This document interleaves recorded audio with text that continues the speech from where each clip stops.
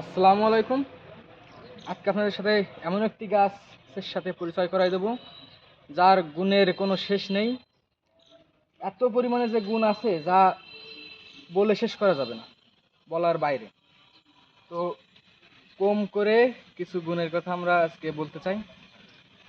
এটি হলো একটি আমলকি গাছ। আপনারা চিনতেই পারছেন যে এটি আমলকি গাছ।